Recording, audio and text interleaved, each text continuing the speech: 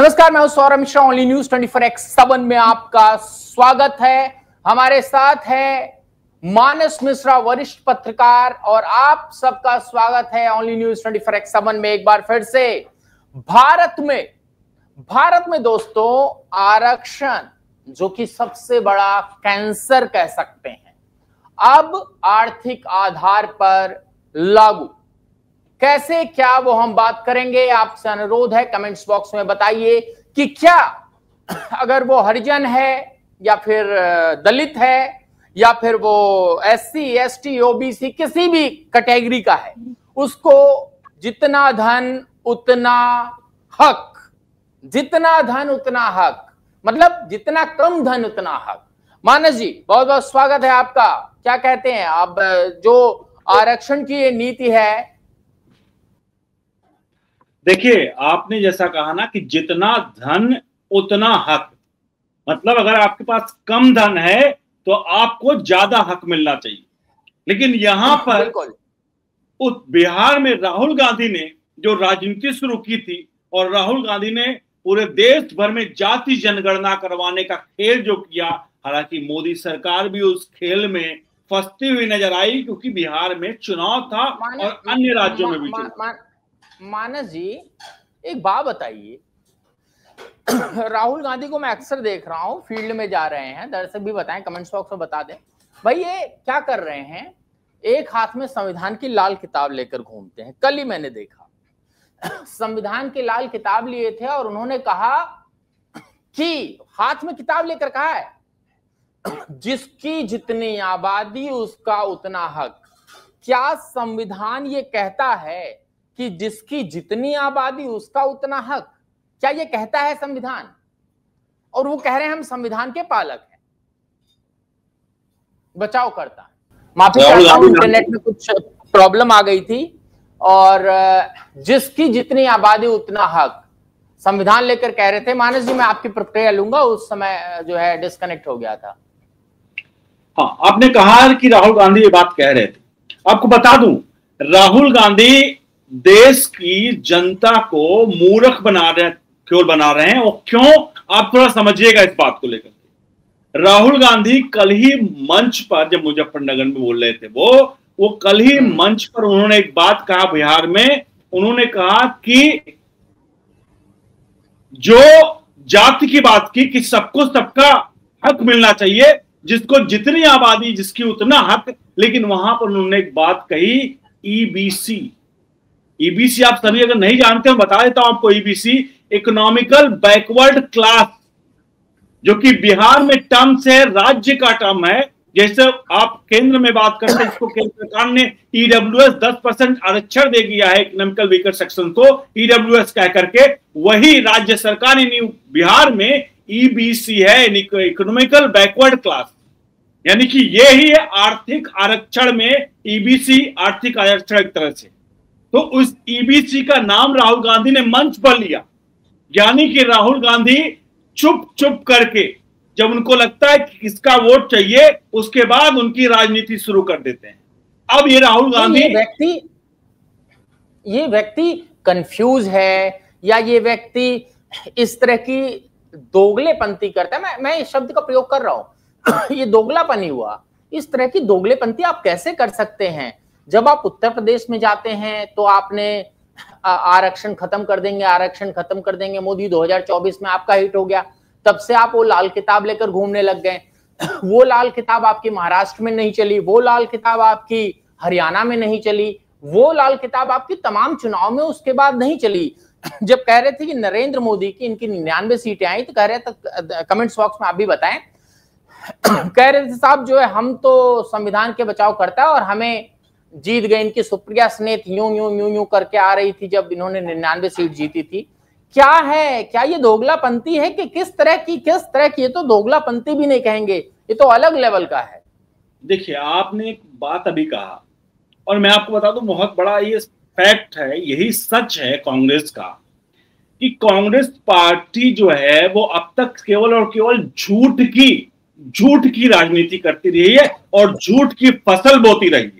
आजादी से लेकर अब तक, जहां इन लोगों ने आजादी कहा कि कांग्रेस ने आजादी दिलाई देश को, ये किया वो किया, सब झूठा।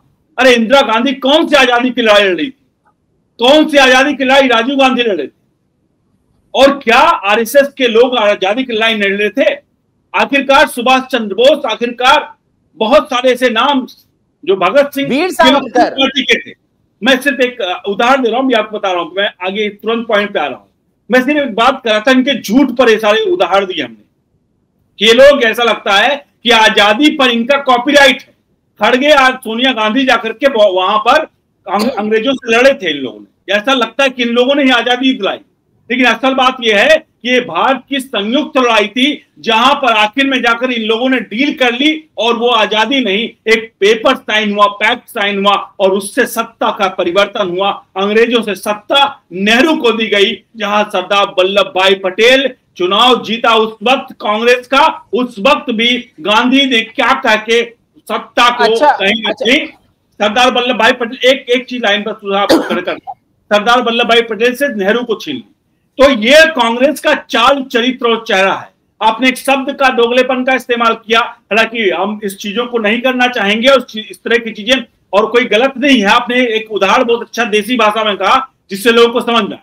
तो राहुल गांधी की आदत वही है, झूठ बोलो, मोदी भी यही बात करते हैं, फिर झूठ बोलो और उस झूठ पे फिर झूठ बोलो, इतना झूठ बोलो कि जब तक वो झूठ सच न लगने लगे, और जैसे ही लोगों तक वो झूठ पहुंच जाए, चुपचाप जाकर के माफी मांग लो।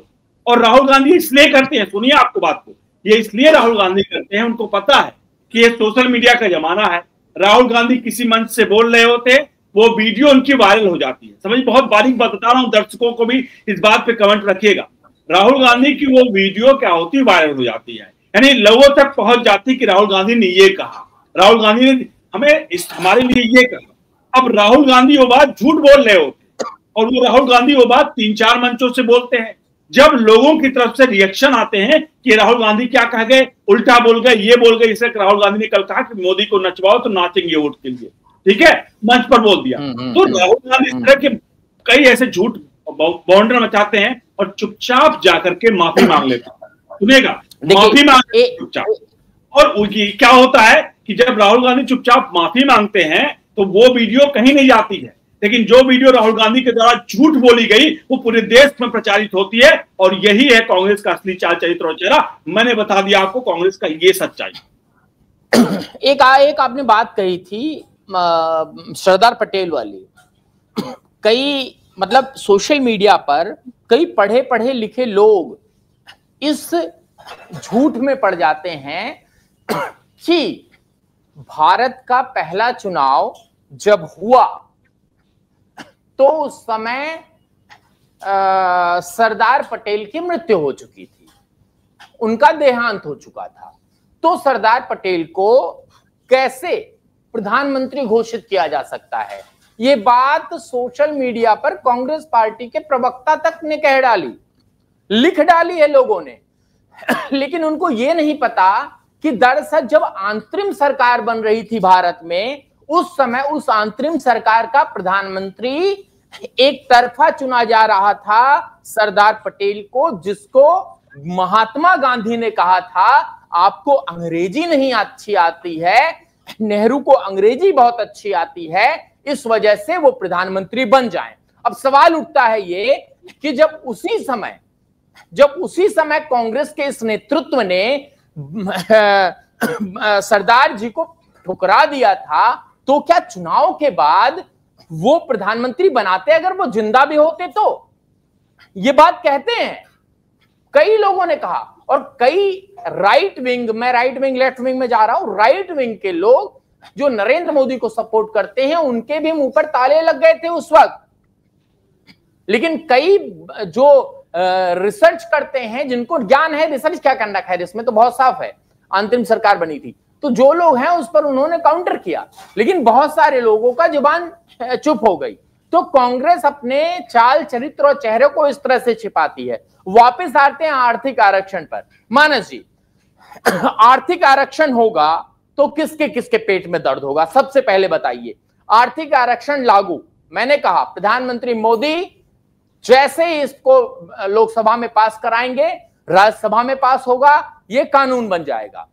कौन सा किसान आएगा सड़क पर कौन से लोग आएंगे सड़क पर, या फिर अमेरिका की कोई एजेंसी बाहर से फंड कर रही होगी, या फला कंट्री की एजेंसी बाहर से फंड कर रही होंगी हमारे देश में अराजकता फैलाने के लिए। देखिए सौरभ, एक चीज सबसे अहम बात आप समझिए कि मोदी सरकार जो आप कह रहे हैं कि आरक्षण लाने जा रही है, ईडब्ल्यूएस 10% इकोनॉमिकल वीकर सेक्शंस के लिए जो लागू हो चुका, और जो आप कह रहे हैं कि ये कौन आगे आएगा इसको लेकर के, कौन इसका विरोध करेगा, हिंदुस्तान के हित के लिए जब जब भी कुछ भी हुआ है, चाहे वो 370 खत्म हुआ हो, चाहे वो सीए आया हो, चाहे कुछ भी हो, जो देश के हित के लिए हुआ है, उसके अगेंस्ट में कांग्रेस पार्टी हमेशा खड़ी रही। और कांग्रेस पार्टी के लोग जो है वो याचिका लेके तुरंत सुप्रीम कोर्ट पहुंच जाते हैं। और क्षमा करें माननीय जज साहब, लोग जहां पर हमने देखा कि वक्फ बोर्ड के लिए अश्विनी उपाध्याय से लेके बड़े बड़े वकील वहां पर उनसे समय मांगते रहे कि भैया हमारी सुनवाई कर लो, 1995 का वक्फ एक्ट जो है उसके लिए आप सुनवाई कर लीजिए, तो सुप्रीम कोर्ट ने कह दिया, ये खुद अश्विनी उपाध्याय और कई वकीलों ने बोला कि भाई मेरी सुनवाई नहीं की गई, हमें कहा गया आप जाइए लोअर कोर्ट में, आप वहां जाकर करिए। लेकिन अब सोचिए, एक वक्फ अधिनियम आता है अमेंडमेंट का और सुप्रीम कोर्ट सुनवाई करने लगता है। आप समझते हैं कि ये लोग कुछ भी हो जाए देश में उन्हें मतलब नहीं है, उन्हें देश में आग लग जाए, अराजकता फैल जाए, कुछ भी हो जाए, उन्हें सिर्फ चाहिए अपनी राजनीतिक रोटी सेकना है। हिंदुस्तान से, देश के गरीबों से, एससी एसटी से और किसी से कोई मतलब नहीं उनका, उनको सिर्फ वो लाल किताब करनी है। आप एक बात बताइए, हम और आप बात कर रहे हैं, दर्शक इसको सुन रहे हैं, कमेंट्स बॉक्स में प्रतिक्रिया चल रही है।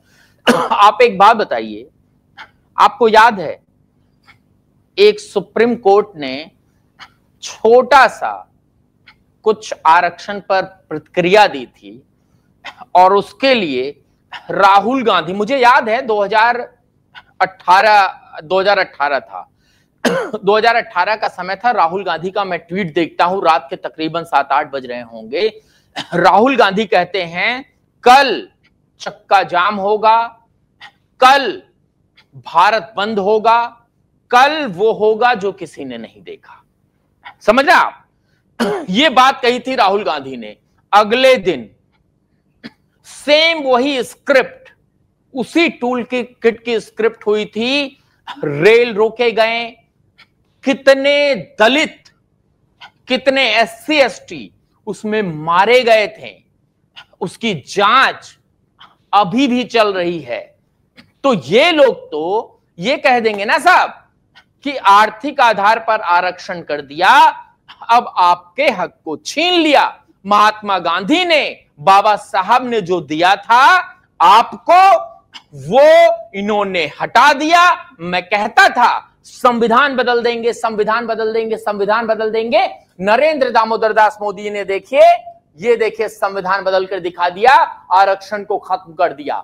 ये कहेंगे, ये नहीं जानेंगे कि अब देश का वो बच्चा भी पढ़ेगा जो दलित है और गरीब है, उसके मां बाप के पास पैसे नहीं है। देश का वो बच्चा भी पढ़ेगा जो ब्राह्मण और क्षत्रिय है और उसके पास भी पढ़ने के लिए पैसे नहीं है। और यही संविधान कहता है, यही बाबा साहब ने कहा था कि जब जरूरत पड़ेगी, मैं भाषण नहीं दे रहा हूं, मैं बिल्कुल सटीक कह रहा हूं, यही बाबा साहब ने कहा था, जरूरत पड़ेगी हर 10 साल पर इसमें परिवर्तन होता रहेगा। आपने कल एक डिबेट में एक बात कही थी राजनीतिक इच्छा शक्ति की, तो अगर राजनीतिक इच्छा शक्ति नरेंद्र मोदी लेकर आ रहे हैं, तो क्या ऐसी राजनीतिक इच्छा शक्ति विपक्ष भी करेगा या फिर लाशें देखने को मिलेंगी? देखिए, हम थोड़ा बेसिक पे बात कर ले। आपने बहुत अच्छा पॉइंट उठाया कि बाबा साहब अम्बेडकर ने 10 साल पर रिवाइज करने की बात कही थी, इसलिए क्योंकि उसमें 10 साल ही लिखा था, एग्जैक्टली में 10 ही लिखा हुआ, उससे ज्यादा नहीं लिखा हुआ। और 10 मतलब 1950 से लेकर 60, 70, 80, 90, 2000 तो 7 दशक बीत चुके हैं, 7 दशक बीत चुके हैं और हम उसी ढर्रे पर जा रहे हैं कि एक बेटा जो आईएएस बन जा रहा है। अब हम नाम लेते हैं जिस तरह से कि उसका परिवार का, उसका बेटा बेटी भी आईएएस अरे मतलब उसके बाद भी आरक्षण उठा को देख लीजिए, क्या मायावती आरक्षण का फायदा नहीं ले रही हैं? मैं वही कह रहा हूँ, ये लोग आरक्षण की बात कर रहे हैं, मतलब यार आरक्षण नहीं ले रहे। राजशेखर क्या नाम है, रावण, क्या वो आरक्षण का फायदा नहीं ले रहे हैं? क्या उनको वो चॉपर से घूम रहे हैं, जेट से घूम रहे हैं? देखिए, चॉपर से घूमे आप, आरक्षण ले रहे हैं, कोई दिक्कत नहीं, आप चॉपर से घूमिए, जेट से घूमिए, आप अमेरिका का प्रेसिडेंट बनिए, आप देश का नाम रोशन करिए, हमें अच्छा लगेगा। देश का कोई भी व्यक्ति अगर अच्छा काम से अच्छी चीजें लेकर आ रहा तो अच्छी बात है, लेकिन इसमें सबसे अहम पॉइंट समझिए आप, हम मेन मुद्दों से अभी भटक रहे हैं, थोड़ा भटके हमने, क्योंकि हमें शुरू में बताना चाहिए था। हम इसको ग्राउंड पर भी कवर करें।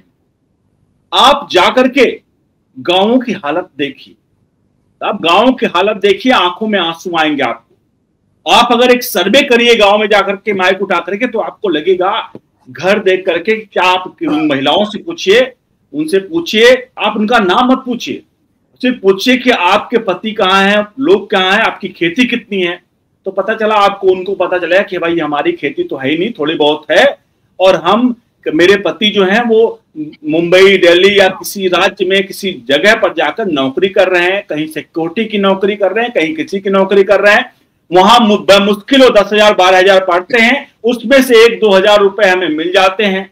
और इसके अलावा अगर बात करें तो हमें जो चीजें हैं, बहुत सारी सुविधाएं नहीं मिलती हैं। और आखिर में उनका नाम पूछिए, तो उनका नाम जब आप पूछेंगे तब आपको हैरानी होगी कि जो लोग कहते हैं कि जात के नाम पर आरक्षण होना चाहिए, शेड्यूल कास्ट, ओबीसी, इन्हीं को मिलना चाहिए, लेकिन आपको पता चलेगा वो सबड़ जात के हैं और उनके पास 2 वक्त की रोटी भी नहीं है, 2 वक्त की रोटी भी नहीं है, और इसकी बात कोई नहीं कर रहा, इसकी बात कोई नहीं कर रहा। अरे डर किस बात का भाई? आप एक अगर प्रैक्टिकल बात करें, आर्थिक आरक्षण मतलब क्या? सबका, जो आप ये लोग बात करते हैं जितना जिसका हक, अरे जितना जिसका हक का मतलब क्या कि एक व्यक्ति, मान लीजिए वो कहीं, मान लीजिए आपके ही शहर में है, आपके ही घर में है, अगर वो उसका वो कम संख्या में, तो उसका हक छीन लोगे आप कहोगे उसका हक? अरे उसका हक मतलब उसको आर्थिक आधार पर आप हक दीजिए। आप यहाँ इंसान को इंसान समझिए, जाति मत समझिए। मानस जी, अंबानी कौन सी कास्ट में आते हैं? मैं चाहूंगा एक बार देखें हमारे सहयोगी। देखिए, मैं ये नहीं कह रहा हूं, सुनिए मेरी बात, आपको मैं कुछ चीजों को बताइए। गुजराती हैं, बिजनेस उनका मेन आधार है। हम अगर इस अंबानी नाम के सभी लोगों को अगर ये घोषित कर दें कि भाई अंबानी के लोग बिलियनर होंगे, तो सोचिए फिर क्या होगा। अब यही आपने बहुत अच्छा पॉइंट बताया, अंबानी, अडानी, टाटा, अगर अंबानी, टाटा जितने लोग हैं, अगर इनके नाम से अगर इन लोगों की बात करें, तो ये लोग अगर इनके नाम से अगर हम एक घोषित कर दें कि भैया ये लोग अमीर नहीं होंगे, बनिया है, ठीक है। हाँ, मैं कह रहा हूं इनका, मैंने कहा बनिया को आरक्षण प्राप्त है अभी, ओबीसी, ठीक है। अब बताइए मैं क्यों कह रहा हूं अंबानी? मैंने अडानी अंबानी का खूब नाम लिया जाता है, इसलिए मैं कह रहा हूं, और कुछ गलत ना जाए, और हमें पता था लेकिन फिर भी हम रिसर्च करते हैं, कुछ गलत ना जाए एक बार को। अब बताइए, वो भी ओबीसी हैं तो भी आरक्षण का लाभ ले रहे हैं। वही मैं कह रहा हूं। देखिए, जो कहते हैं ज्वेलर्स होते हैं, जो जात ज्वेलर्स की होती है, अगर मैं बात करूं जातियों की, ज्वेलर्स कितने वो होते हैं बता दें आपको? ज्वेलर्स वो भी आरक्षण के में आते हैं, उनको आरक्षण मिलेगा। अरे भाई, इतने बड़े बड़े ज्वेलर्स अगर उनके जात के हिसाब से देखें, तो हम अगर इस तरह से बात करेंगे कि भाई जिस जाति का है वो ये बनेगा, ये करेगा, तो मुझे लगता है कि हम अपने देश के साथ गद्दारी कर रहे हैं, हम अपने लोगों के साथ गद्दारी कर रहे हैं। राहुल गांधी क्या कर रहा है? राहुल गांधी देश तोड़ने की बात कर रहा है या देश जोड़ने की बात कर रहा है? भारत जोड़ो यात्रा करता है। मैं आरक्षण पर ही हूं, मैं इधर उधर नहीं भटक रहा हूं। राहुल गांधी देश तोड़ने की बात करता है या देश जोड़ने की बात करता है? जब भी इसके मंच पर जब ये उतरता है, तो इसके मंच पर यह कहा जाता है कि इन्होंने इतने किलोमीटर की भारत जोड़ो यात्रा की। कल मैं सुन रहा था, राहुल गांधी कह रहे थे कि साहब हमने भारत के जिले जिले में घूमा है, यानी उन्होंने पद यात्रा पूरे भारत में कर दी है, पेपर पे कितना है कितना नहीं, कैसे ट्रक में गए, वो सब बात नहीं करूंगा। लेकिन एक मिनट, लेकिन उन्होंने कहा कि भाई भारत जोड़ो यात्रा हमने कर ली, सब कुछ कर लिया। भारत जोड़ो यात्रा जब आप कर रहे थे, जब आप लोगों से हैंडशेक कर रहे थे, तो पूछ रहे थे क्या कौन जात हो, पूछ रहे थे कौन जात हो। और एक मिनट, जिसका जितना हक, उन्होंने कहा ना जिसका जितना हक, मान लीजिए ब्राह्मण का हक एक किसी का हक ज्यादा आ गया, ठीक है, मैं ये कह रहा हूं, मैं ये मान लीजिए उनके फार्मूले पर चलता हूं, मान लीजिए ब्राह्मण की आबादी हो गई जो है ज्यादा, ठीक है, तो उनको ज्यादा हक मिल जाएगा। ये देखिए मैंने कहा ना, अभी आप कह रहे थे ना कि शहर शहर या वो कह रहे हैं हम जिले जिले घूम लेते हैं। अगर जिला शहर घूमने से कोई समस्या का निदान हो जाए तो मुझे लगता है बहुत सारे गरीब, बहुत सारे लोग हर शहर जिला घूम घूम करके वो अपना जीवन यापन कर रहे हैं, वो अपना निदान तो कर नहीं पाए बेचारे गरीब। तो क्या इस प्रकार से राहुल गांधी कह रहे हैं कि हमने घूम लिया, ये यात्रा कर लिया, ये कर लिया? अरे यात्रा, आप सड़क पर एक काफिला लेकर चल रहे हैं, वो यात्रा आपने कर लिया। अरे आप कहते हो कि भाई गांधी जी ने किया था यात्रा, वो यात्रा साहब वो इतिहास है। इतिहास अगर दोबारा से लिखा जाए तो उस समय का भी सच्चाई पता चलेगी कि आखिरकार सुभाष चंद्र बोस ज्यादा निडरता से उन्होंने काम किया था, भगत सिंह जो फांसी पर चढ़ गए, या अशफाक उल्लाह खान, जितने लोग नाम थे जिन लोग जो फांसी पर चढ़ गए, आखिरकार जो लोग केवल डंडा लेकर के एक गाल पर छाप, मतलब अगर थप्पड़ कोई मारे दूसरा आगे कर दे, इससे अगर आजादी मिली होती साहब, बड़ा सवाल पूछ रहा हूं आपको। मैं सिर्फ देखिए दर्शकों से यही कहूंगा, उनके लिए, बुद्धिमानों के लिए इशारा करती है, मैंने सिर्फ यही कहता हूं, अगर मैं तो बहुत कहूंगा, क्या जरूरत थी भगत सिंह को फांसी पर चढ़ने की?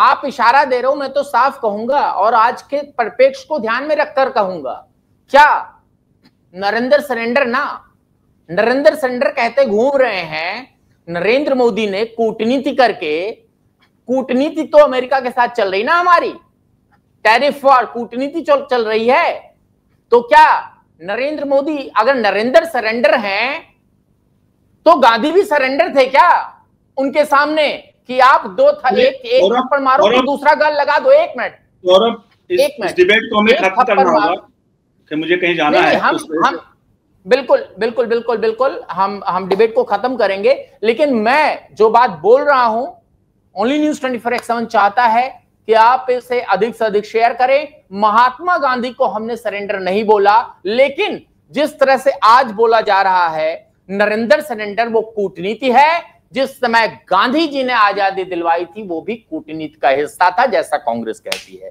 बने रहे, बहुत बहुत जी। मैं एक आखिरी क्लोजिंग चाहूंगा। मैंने एक बात कही है और इस पर बहस होनी चाहिए, क्योंकि प्रधानमंत्री नरेंद्र मोदी ने, अमित शाह ने भी कहा है, इतिहास एक बार फिर से रिवाइज किया जाना चाहिए और बात होनी चाहिए। मैंने कहा ना कि इतिहास जब लिखा गया उस समय गांधी जी ने क्या किया था, उस पर बात होनी चाहिए, चर्चा होनी चाहिए। गांधी जी भी हमारी आपकी तरह एक इंसान थे, ठीक है, और इंसान के बारे में भगवान को भी कटघरे में खड़ा किया गया है, कोर्ट में खड़ा किया गया है, इसलिए चर्चा होनी चाहिए, बहस होनी चाहिए। और ये बहस, मुझे लगता है बहस होगी तभी चीजें पता चलेंगी और बहस जारी रहेगी, बहस जारी रहेगी। ओनली न्यूज़ 24x7 चाहता है, हमारे नंबर है 97174586 पर लगातार चल रहा है। गूगल पे, पेटीएम, फोन पे, अन्य माध्यम से हमें आर्थिक सहयोग करें और इस डिबेट का हिस्सा बने रहें। हर समय जो है जिस समय पर आप देख रहे हैं, हम रोज इसी समय पर आपको मिलेंगे। बहुत बहुत